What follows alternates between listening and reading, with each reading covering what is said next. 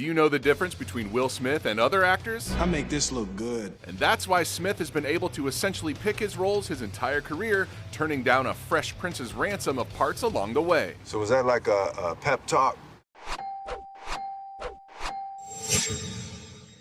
The most famous of Smith's passes is Neo in The Matrix, a movie he didn't quite get when it was pitched to him. Of course, Keanu Reeves ended up with the role, and the rest is history, at least in one reality. This isn't real.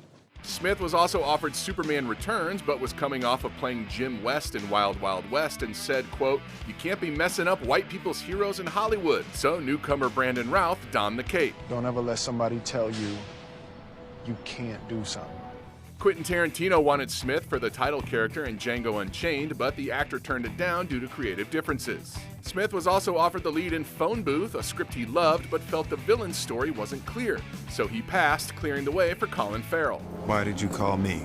Other parts Smith passed on include Chris Tucker's in Rush Hour, Cuba Gooding Jr.'s in Boys in the Hood, Gary Sinise's in Snake Eyes, Kevin Spacey's in K-Pax, Chris Rock's in Osmosis Jones, and Mark Wahlberg's in The Truth About Charlie, which he declined to make Ali, the biopic that earned Smith an Oscar nomination. Ain't this just a perfect specimen of a man right here? Smith did lose out at least once in his career for Jamie Foxx's part in Dreamgirls. Smith was attached to an earlier version of Mr. and Mrs. Smith paired with Catherine Zeta-Jones, as well as A Star is Born with Jennifer Lopez, but both fell apart, only to come together with different casts. When you're telling this story to your grandkids, you make sure that you leave this part out. Interestingly, one of Smith's most iconic roles, Agent J in the Men in Black movies, was actually offered to two other actors first, Chris O'Donnell and David Schwimmer. Tell your boy Zed I had an absolutely wonderful time, and thank you for everything, but why don't you show me the door?